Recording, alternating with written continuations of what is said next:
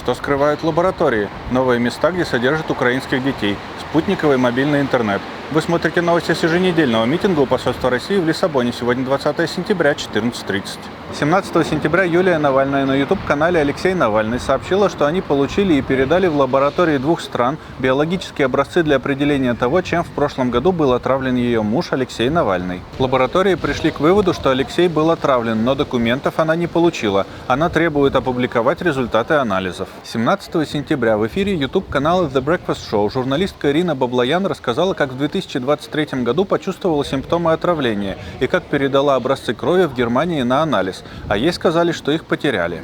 Также она напомнила, что в США засекретили результаты анализов Владимира Карамурзы. 16 сентября новостное агентство Reuters рассказало о новой публикации лаборатории гуманитарных исследований Ельского университета. С момента прошлогодней публикации было обнаружено более 150 новых мест, куда Россия вывозила украинских детей для военной подготовки, производства беспилотников и других видов принудительного перевоспитания. 19 сентября телеграм-канал «Новая газета Европа» сообщил, что блогера Самвела Карапетяна лишили российского гражданства, полученного при рождении. Сегодня, 20 сентября, Международная ассоциация «Солидарите Free Азат» организует день в поддержку освобождения математика Азата Мифтахова и других политзаключенных. 8 сентября компания SpaceX в своем блоге сообщила, что приобрела лицензию на частоты мобильной спутниковой связи. Теперь они смогут развернуть группировку Starlink Direct to Cell нового поколения и предоставлять услугу доступа в интернет для смартфонов по всему миру на более высокой скорости. Они уже имеют более 6 миллионов пользователей сети 4G там, где это раньше было невозможно. 10 сентября издание The Insider со ссылкой на издание «Коммерсант» сообщило, что Минцифры подготовила список из 57 сайтов,